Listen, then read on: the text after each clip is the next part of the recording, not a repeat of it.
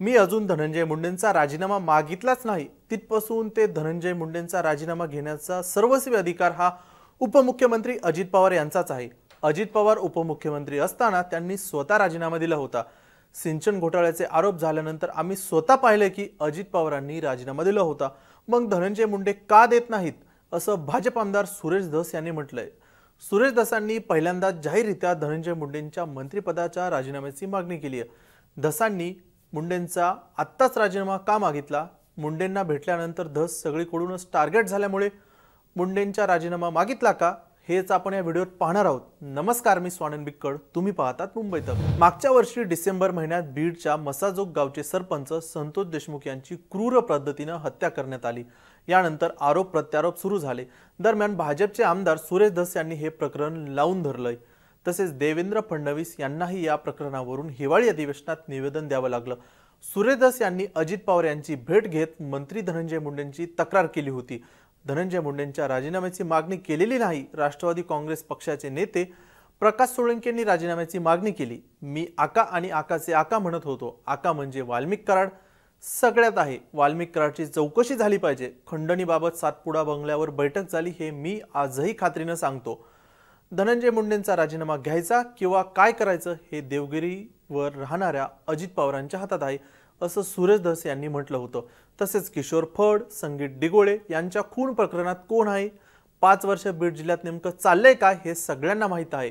धनंजय मुंडे यांना सगळं माहीत आहे असं सुरेश धस म्हणाले होते।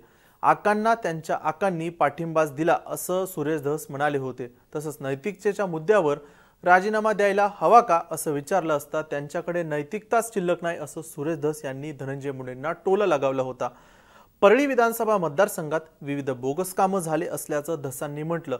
तसेच मुंडेंनी पालकमंत्री पद हे वाल्मिक कराडला भाड्यानं दिलं होतं असं धस यांनी म्हटलं होतं। तसेच परळीतील राख आणि वाळूचा विषय जो आहे तो आणि त्याच्या व्यतिरिक्त बंदूक परवान्यांवरून सुरेश धस आक्रमक झाल्याचं देखील राज्यानं पाहिलंय। पण संतोष देशमुख यांचं हत्या प्रकरण झाल्यानंतर सुरेश धस यांनी ज्या पद्धतीनं बीड परळीमधील विविध विकास कामांचे गैरव्यवहार, खून प्रकरण असो किंवा वाल्मिक कराडनं धनंजय मुंडेंचा आधार घेत जमवलेली काळी माया या प्रकरणावर बोलल्यामुळे सुरेश धस यांना सर्वांनी डोक्यावर घेतलं। धस जे बोलले ते खरं असंच झालं होतं। मग पत्रकार परिषद असो किंवा सभा, धसांचे डायलॉग पासून ते त्यांच्या डान्सची सर्वत्र चर्चा असायची। पण जेव्हा सुरेश धस यांनी धनंजय मुंडे यांची भेट झाली अशी माहिती धसांच्या पक्षाचे नेते आणि भाजपचे प्रदेशाध्यक्ष चंद्रशेखर बावनकुळे यांनी दिली आणि एकच खळबळ उडाली। जी भेट जानेवारी महिन्यात झाली होती त्याची माहिती धसांनी देणं अपेक्षित होतं, पण ही माहिती धस यांनी दिली नाही। तसेच धस मुंडे यांच्या व्यतिरिक्त दुसऱ्या व्यक्तीने ही माहिती दिल्यामुळे धस डबल ढोलकी आहेत, त्यांनी संतोष देशमुख यांच्या कुटुंबाला फसवलं अशी टीका सगळीकडून होत होती। मनोज जरांगे यांनी तर धसांनी फितुरी केली असं बोललं। त्यानंतर बॅकफुटला गेलेल्या सुरेश धसांनी संजय सिंगाने याप्रमाणे सगळं विसरले आणि परत एकदा धनंजय मुंडे कृषी मंत्री असताना जे गैरव्यवहार झाले आणि ते सगळ्यांसमोर आणले।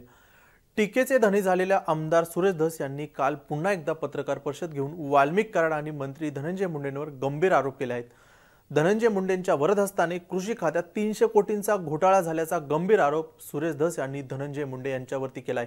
शेतकऱ्यांची तसेच क्षेत्रीय अधिकाऱ्यांची कोणतीही मागणी नसताना खरेदी करण्याचा निर्णय घेतला। तसेच बदल्या आणि विविध खोटे निर्णय घेऊन धनंजय मुंडेंनी 300 कोटींचा भ्रष्टाचार केला असल्याचं देखील म्हटलंय। सुरेश धसांनी धनंजय मुंडेंवरती बदल्यांमधून पैसे घेतले, ते विविध कृषी खात्यातील गैरव्यवहार समोर आणले।